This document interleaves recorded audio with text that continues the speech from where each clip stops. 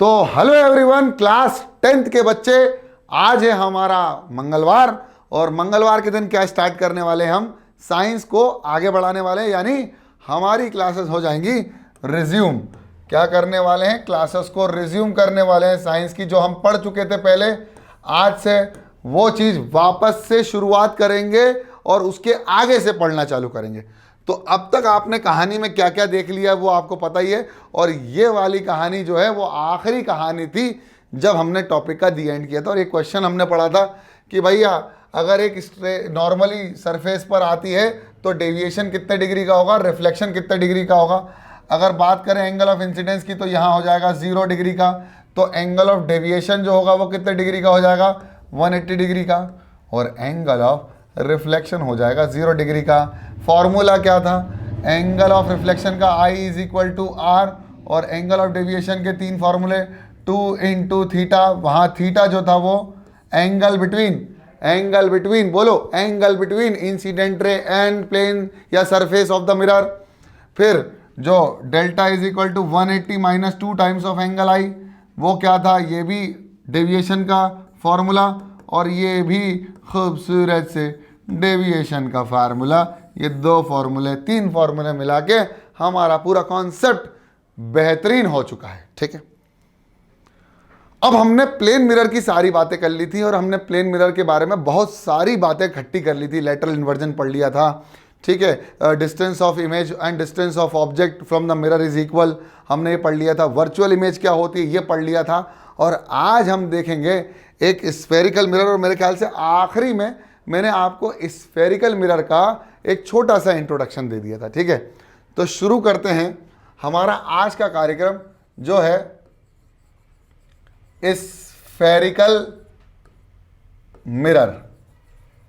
Spherical mirror क्या होते हैं? स्फेरिकल मिरर, तो आपने अगर हॉलो स्फीयर देखा हो, अगर आपने एक हॉलो स्फीयर देखा हो तो आपको समझ में आ जाएगा कि मैं किस चीज़ की बात कर रहा हूँ। चलिए कोई बात नहीं, मैं यहाँ पर एक बहुत खूबसूरत सा डायग्राम बना देता हूँ ताकि आपको हर एक चीज़ क्लियर हो जाए कि मैं किसकी बात कर रहा हूँ। क्या आपने ये होलो स्फीयर देखा है? कभी देखा होगा, मेरे ख्याल से तो देखा ही होगा। जो किस शेप का होता है? बॉल शेप का होता है, और एक्चुअली बॉल ही होलो स्फीयर होती है। टेनिस की बॉल ले लो, फुटबॉल ले लो, अगर हम एक ठोस बॉल ले लें, एक बॉल आकार का स्फीयर ले लें, तो उसी को हम कहेंगे स्फीयर।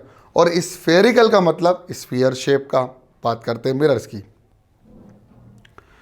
तो क्या है मेरे प्यारे बच्चों, हम लोग यहाँ से कुछ एलिमेंट लेते हैं। इस छोटे से स्फीयर का भी एक छोटा सा पार्ट लिया जाता है। उस एलिमेंट को हम यहाँ से यहाँ तक ले सकते हैं और यहाँ से यहाँ तक ले सकते हैं। अब आप बोलोगे सर ये क्या सीन है? इमेजिन करो कि एक नींबू का टुकड़ा आपने लिया है, और उस नींबू के टुकड़े को आधा ना काट के यहाँ से काटा है, और जो आपके सामने आया है वो एक स्फेरिकल ग्लास या स्फेरिकल सरफेस आया है। समझ में आया मेरी बात? ये नींबू का टुकड़ा जब आपके पास आया तो आपको यहाँ से ऐसा दिख रहा है, बोलो हाँ या ना, और यहाँ से कैसा दिख रहा है? ऐसा दिख रहा है। बोलो जल्दी बोलो, मुंह खोलो। नींबू का टुकड़ा देखा है? नींबू, तो यहाँ से भी उसका कुछ ना कुछ एक वो रहता है, और यहाँ से भी उसका कुछ ना कुछ ऐसा रहता है। ये ऐसा रहता है, बोलो। और अगर मैं आधा काटूंगा तो वो सेमी सर्कुलर बनेगा ना, हेमिस्फीयर बन जाएगा, है ना। लेकिन मैं हेमिस्फीयर नहीं बना रहा हूँ, मैं किसी और चीज़ की बात कर रहा हूँ। मैंने एक नींबू के टुकड़े का छोटा सा पार्ट लिया, उस छोटे से पार्ट को काटा, और जो मिला है आगे से कैसा मिल रहा है? अगर मैं उसको सामने से देखूँ तो मुझे ऐसा दिखेगा। मतलब अगर मैं सामने से उसको देखने की कोशिश करूँगा ना तो मुझे वो सर्कुलर दिखेगा। कैसा दिखेगा? मतलब सामने से इसको देखो तो ऐसा दिखेगा। इसको ऐसे पलटा के ऐसे दिखा दूं तो तुम्हें दिखेगा सर्कुलर।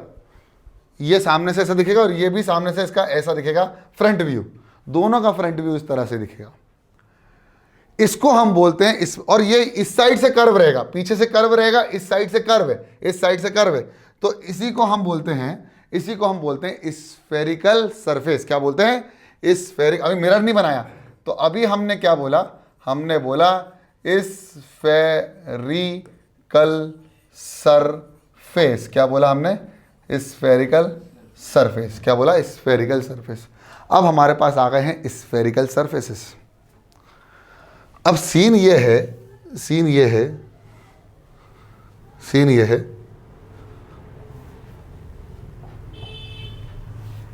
अब हमारे पास स्फेरिकल सरफेस तो आ गए। मिरर कब बनता है? मिरर कैसे बनाया था? प्लेन मिरर कैसे बनाया था? अगर आपको थोड़ा बहुत भी जानकारी हो और याद हो तो हमने एक ग्लास लिया था, उस ग्लास के पीछे हमने कुछ कोटिंग करी थी और सामने उसको बढ़िया पॉलिशिंग सरफेस बना दिया था। तो इस साइड वाला का हमने बोला था पॉलिश्ड सरफेस, और इसी पॉलिश्ड सरफेस को हम कहते हैं, पॉलिश्ड सरफेस को हम क्या कहते हैं मेरे प्यारे बच्चों? Reflecting surface. बहुत खूबसूरत, रिफ्लेक्टिंग सरफेस कहा जाता है। क्या कहा जाता है? रिफ्लेक्टिंग सरफेस कहा जाता है।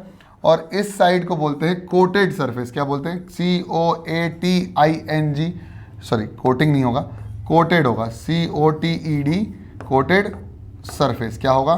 Coated surface. अब भाई मिरर बनाने की तो एक ही प्रक्रिया है कि कोटिंग कर दो सिल्वर की। तो अब यहाँ पर भी जो हमारे पास जो हमें सरफेस मिले हैं, अभी हमें जो सरफेस मिले हैं उनकी भी हमको क्या करनी पड़ेगी? कोटिंग करनी पड़ेगी ना। तो कोटिंग किस तरह से करेंगे वो देखो, ध्यान से देखना। अब उस स्फेरिकल में से, अब मैं उस स्फीयर में से क्या करने वाला हूँ, ध्यान से देखना। तो मान लीजिए हमारे पास यही वो स्फीयर है और ये हमने स्फीयर बनाया और इसका एक पार्ट ले लिया हमने, इतना पार्ट लिया है और एक इतना पार्ट लिया है। तो हमने लिया है एक ये पार्ट और एक लिया है ये पार्ट, दोनों। और ये बीच वाला हिस्सा हमने नहीं लिया, हमने इतना काट लिया। हमने जैसे चाकू से किसको काटा था? नींबू को काटा था ना कॉर्नर से, तो स्क्वीज़ करना इजी हो जाता है तो हम कॉर्नर से काट लेते हैं, ऐसे ही हमने किया। अब यहाँ पर हम क्या करने जा रहे हैं वो ध्यान से देखना, बिल्कुल ध्यान से। अब यहाँ पर हम करने जा रहे हैं उसी प्रकार की पॉलिश या उसी प्रकार की कोटिंग जिस तरह से हमने प्लेन मिरर में करी थी। प्लेन मिरर में जैसे कोटिंग करते हैं, पहले अगर आउटसाइड कोटिंग कर दो, अगर हम सरफेस के बाहर कोटिंग कर दें और एक हम सरफेस के अंदर कोटिंग कर दें, दो तरह की कोटिंग अलाउड रहेगी। एक सरफेस के अंदर, कर्व्ड सरफेस के अंदर, और एक कर्व्ड सरफेस के बाहर। तो बाहर कोटिंग करेंगे तो इस साइड वाला, ये वाला जो एरिया होगा इसको हम बोलेंगे रिफ्लेक्टिंग सरफेस। क्या बोलेंगे? रिफ्लेक्टिंग, इसको हम बोल देंगे रिफ्लेक्टिंग सरफेस, और या हम इसको बोल देंगे पॉलिश्ड सरफेस। क्या बोलेंगे? Polished surface. ठीक, इसको हम बोल देंगे रिफ्लेक्टिंग सरफेस। क्या बोल देंगे? Reflecting surface. और इसी एरिया को हम बोल देंगे पॉलिश्ड सरफेस। जैसे मिरर में था, प्लेन मिरर में था, तो इसको हमने बोल दिया पॉलिश्ड सरफेस। क्या बोलेंगे? पॉलिश्ड सरफेस बोल देंगे। और इस साइड को बोल देंगे कोटेड, और इस साइड को भी हम बोल देंगे कोटेड। तो ये हो गया कोटेड और ये भी हो गया कोटेड। तो अलग अलग तरीके से अगर हमने कोटिंग करी है तो कोटेड सरफेस अलग होगा, बाहर करी है तो कोटेड अलग होगा, पॉलिश हो जाएगी अंदर। इधर से देखेंगे ये कर्व्ड ऐसा है, ये कर्व्ड ऐसा है, यहाँ हमने कर दी कोटिंग, इस साइड हो गई पॉलिश, इस साइड हो गई रिफ्लेक्टिंग, तो यहाँ से देखेंगे तो मिरर बनेगा। और ऐसे ही अगर हम यहाँ से देखेंगे और इधर कर दी हमने कोटिंग, बाहर हो गया पॉलिश सरफेस, तो एक मिरर और बन जाएगा। तो दो अलग अलग प्रकार के हमको मिरर मिले और उन मिरर्स को हमने नाम दिया स्फेरिकल मिरर। तो अगला स्लाइड में आपको समझ में आएगा कि हमको कौन से वो दो मिरर मिले हैं। सबसे पहले तो मैं एक स्फीयर बनाना चाहता हूं, और स्फीयर का मैं बनाना चाहता हूं एक बढ़िया सा डायग्राम, जो कि कोशिश मेरी पूरी है कि मुझसे इजीली बन जाए। ठीक है, बहुत बढ़िया सर, समझ में आ गया। ये एक स्फीयर है और ये स्फीयर का मेरे प्यारे बच्चों क्या है? सेंटर। क्या है? स्फीयर का क्या है मेरे प्यारे बच्चों? सेंटर है। अब ये जो सेंटर है, अब इस पर्टिकुलर स्फीयर का भी मैंने एक छोटा सा पार्ट लिया, तो सेंटर तो चेंज होगा ही नहीं, तो मैंने इतना पार्ट लिया है सिर्फ। क्या लिया है? इतना पार्ट लिया है। इसमें भी इतना ही पार्ट लिया है। ठीक है, अब मैं कोटिंग करने जा रहा हूं, तो एक मैं कोटिंग कर रहा हूं अंदर की तरफ,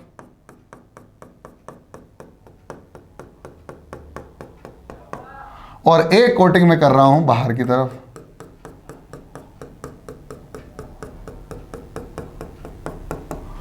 जब मैंने बाहर की तरफ कोटिंग करी तो मुझे एक डिफरेंट टाइप का मिरर मिला, जब मैंने अंदर की तरफ कोटिंग करी तो मुझे अंदर के लिए एक डिफरेंट मिरर मिला।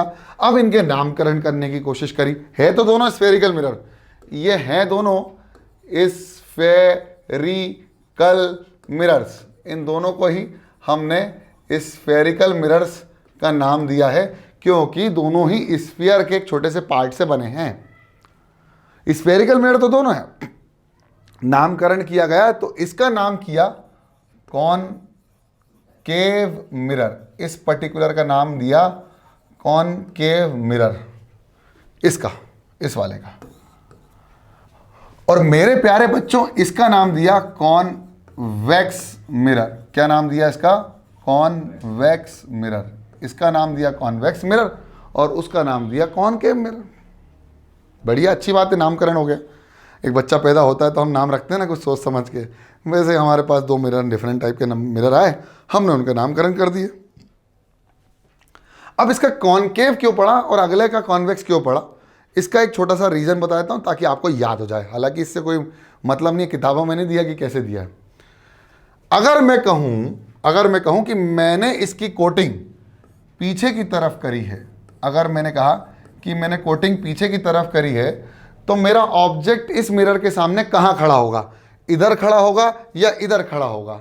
मेरे ख्याल से ऑब्जेक्ट हमेशा रिफ्लेक्टिंग सरफेस के सामने खड़ा रहता है ना?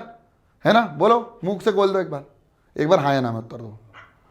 रिफ्लेक्टिंग सरफेस के सामने खड़ा रहेगा ऑब्जेक्ट और पीछे होगी कोटिंग, तो कोटिंग के पीछे जाके खड़ा होगा तो कुछ नहीं दिखेगा क्योंकि रिफ्लेक्शन तो होगा ही नहीं वहाँ। फिर इधर आ गया, बढ़िया बढ़िया बढ़िया, मिरर में इमेज दिखेगी, है ना?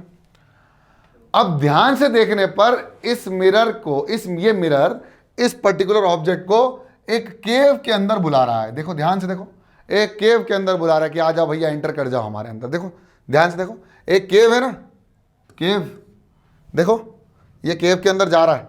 जब ऑब्जेक्ट केव के अंदर जा रहा है तो क्या बनेगा? कॉनकेव, और उल्टा अपने आप हो जाएगा कॉन्वेक्स। अब ऑब्जेक्ट यहाँ खड़ा है इस मिरर में ऑब्जेक्ट यहाँ खड़ा है, तो देखो क्या अंदर बुला रहा है मिरर? नहीं, वो तो कह रहा भाग। जो कर्व्ड पार्ट है, जो रिफ्लेक्टिंग पार्ट में जो कर्व्ड पार्ट है वो बाहर की तरफ है, जो उसको बुला ही नहीं रहा है। तो ये हो गया केव और ये हो गया वैक्स। तो केव याद रखना, केव मतलब गुफा टाइप होती है ना जिसमें बुला रहा है, तो ये बुला रहा है, इसलिए हो गया कॉनकेव और ये हो गया कॉनवेक्स। समझ में आ गया क्यों है ये कॉनकेव और कॉनवेक्स? याद हो जाएंगे मेरे ख्याल से, और हो भी गए होंगे, एक दो बार प्रैक्टिस कर लोगे तो याद हो जाएगा। अब चीज नेक्स्ट स्लाइड में और अच्छे से क्लियर हुई कि जब हमने सबसे पहले कॉनकेव की बात करी, किसकी बात करी? कॉनकेव की बात करी, तो हम बात करने वाले हैं कॉनकेव स्फेरिकल मिरर। किसकी बात करने वाले हैं? Concave spherical mirror. तो स्फेरिकल मिरर तो होते ही वैसे ही हैं, जैसे मैंने आपको बताया, ये हो गया हमारा सेंटर ऑफ द स्फीयर, इसको ही हम बोलते हैं सेंटर ऑफ स्फीयर। क्या बोलते हैं? Centre of sphere. क्या बोलते हैं? या हम बोलेंगे सेंटर ऑफ स्फेरिकल मिरर। अब मिरर बन रहा है ना, तो हम बोलेंगे इसको सेंटर ऑफ स्फेरिकल मिरर। और यहाँ हमने इतने पार्ट में कर दी खूबसूरत सी, इसके अंदर पॉलिश कर दी। क्या कर दी?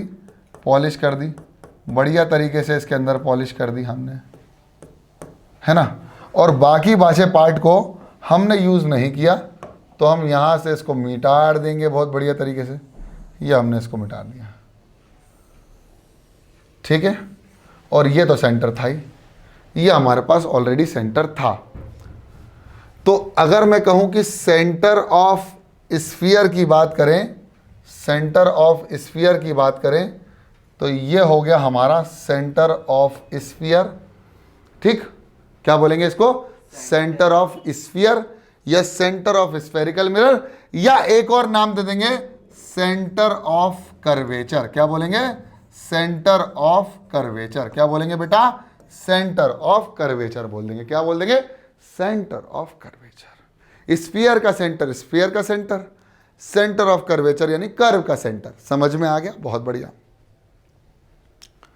अब इसकी मैं आपको कुछ छोटी छोटी मगर मोटी टर्म्स बताने जा रहा हूं। कुछ छोटी हैं लेकिन इनके जो विचार हैं, इन टर्म्स के विचार जो हैं वो बहुत मोटे हैं। चलिए देखते हैं। तो सबसे पहले एक इमेजिनरी लाइन, अगर एक इमेजिनरी लाइन, स्ट्रेट लाइन, एक इमेजिनरी स्ट्रेट लाइन, अभी बना देता हूँ इसको स्ट्रेट, टेंशन मत लो। एक इमेजिनरी स्ट्रेट लाइन अगर किसी भी मिरर के सेंटर से पास होती है, अगर मैं कह रहा हूँ किसी भी मिरर के सेंटर से पास होती है और उस पर्टिकुलर मिरर को 2 इक्वल पार्ट में डिवाइड करती है, 2 इक्वल पार्ट में डिवाइड करती है, तो मेरे प्यारे बच्चों इसको हम बोलते हैं प्रिंसिपल एक्सिस। क्या बोलते हैं मेरे प्यारे बच्चों? Principal axis. क्या कहा जाता है इसको? प्रिंसिपल एक्सिस कहा जाता है। तो इसका क्या माहौल है अगली स्लाइड में समझ लेते हैं। तो पहली डेफिनेशन हमारे पास आने वाली है प्रिंसिपल एक्सिस की डेफिनेशन, जो हमसे कहती है कि एन इमेजिनरी लाइन, अभी लिखना मत है, N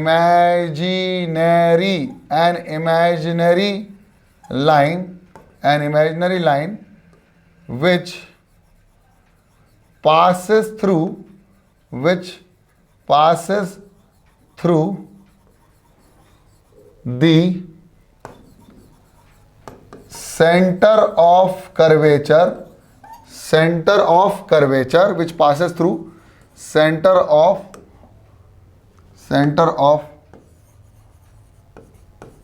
curvature and divides the mirror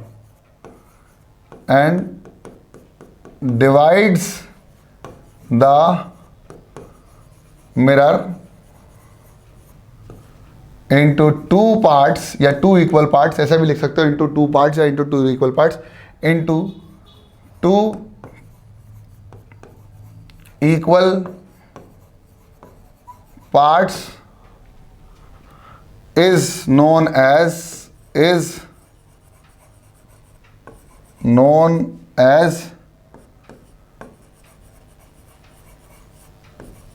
principal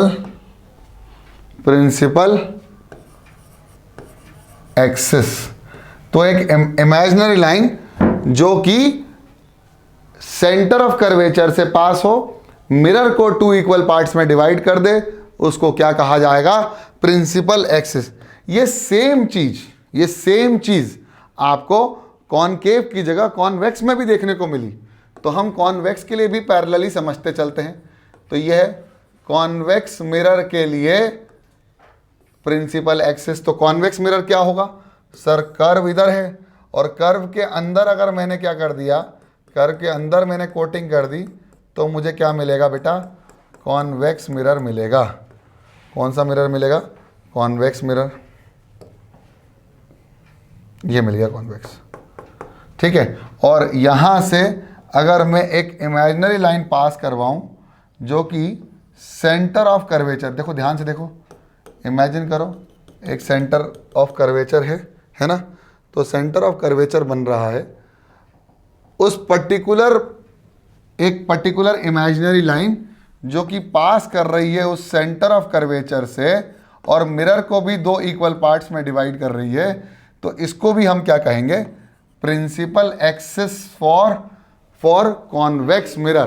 convex mirror क्यों? क्योंकि बाहर की साइड क्या है? रिफ्लेक्टिंग यानी पॉलिश्ड साइड है, और अंदर की साइड क्या है? कोटिंग करी गई है अंदर की साइड। देखो ध्यान से, इसमें क्या किया गया है? बाहर की तरफ कोटिंग करी है, अंदर की पॉलिश्ड यानी रिफ्लेक्टिंग सरफेस है। अब अगर एक बात और ध्यान से देखी जाए तो इसी प्रिंसिपल एक्सिस पर एक और इंटरसेक्टिंग पॉइंट आ रहा है। इसको मैं दूसरे कलर से बना रहा हूं, इस पर्टिकुलरली को मैं येलो कलर से रिप्रेजेंट कर रहा हूं। ये पॉइंट एक और आ रहा है। ये पॉइंट जो है वो इंटरसेक्शन पॉइंट है किसके बीच में? मिरर के बीच में और प्रिंसिपल एक्सिस के बीच का इंटरसेक्शन पॉइंट है। और इस पर्टिकुलर पॉइंट का भी एक खूबसूरत सा नाम है जिसको हम बोलते हैं पोल। क्या बोलते हैं? पोल, रिप्रेजेंटेड बाय पी। इसी को हम बोलते हैं पोल।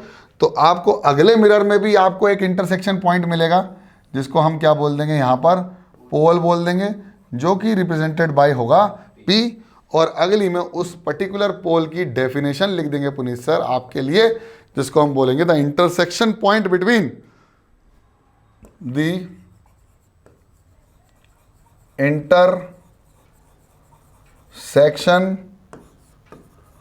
Point of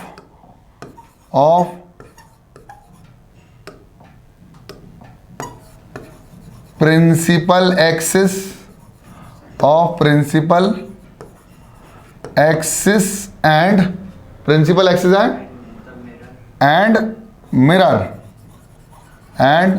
mirror is known as pole of spherical mirror. क्या बोलेंगे? Pole of spherical mirror. बहुत बढ़िया, ठीक है, इतना समझ में आ गया? बहुत बढ़िया सर, बिल्कुल आ रहा, एकदम झमाझम आ गया, कोई दिक्कत वाली बात नहीं है। पोल भी समझ में आ गया। अब क्या बोले भाई साहब, एक चीज़ और बताएं, इस सेंटर से इस कर्व का डिस्टेंस क्या कहलाता है? Radius of curvature. क्या कहलाता है? Radius of curvature. तो सेंटर से कर्व का जो डिस्टेंस होता है उसको हम बोलते हैं रेडियस ऑफ कर्वेचर। क्या कहा जाता है?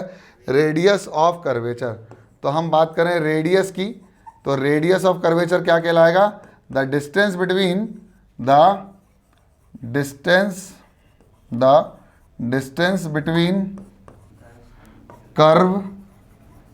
Curve and centre of curvature is known as very good radius of curvature। इसी को क्या कह देंगे हम? रेडियस ऑफ कर्वेचर कह देंगे। तो ये रेडियस ऑफ कर्वेचर आ गया, रेडियस ऑफ कर्वेचर भी आ गया। बहुत बढ़िया, प्रिंसिपल एक्सिस आ गई, हमारे पास पोल आ गया, हमारे पास रेडियस ऑफ कर्वेचर आ गया। अब एक और इंपॉर्टेंट बात है जो कि बहुत इंपॉर्टेंट है। अगर देखा जाए तो इस मिरर को फ्रंट व्यू से देखो, ये मिरर ऐसा है, इसको ऐसे देखो, तो इसको जब इस तरह से देखोगे ना तो आपको जो शेप दिखेगा, वो सर्कुलर शेप दिखेगा। कैसा दिखेगा? सर्कुलर शेप दिखेगा। आपको एक सर्कुलर शेप दिखेगा सामने से देखेंगे। अगर हम इसका फ्रंट व्यू देखेंगे ना, इसका हम फ्रंट व्यू देखेंगे तो ये एक सर्कुलर शेप का दिखेगा। ये है फ्रंट व्यू। क्या है? Front view. किसका? मिरर का। मिरर का फ्रंट व्यू कैसा दिख रहा है? सर्कुलर। मिरर का फ्रंट व्यू कैसा दिख रहा है? सर्कुलर। मिरर का फ्रंट व्यू कैसा दिख रहा है? सर्कुलर। यहां पर भी लिख देता हूं फ्रंट व्यू। अगर मैं कहूं फ्रंट व्यू की तो आपको एक सर्कुलर दिख रहा है, सर्कल दिख रहा है।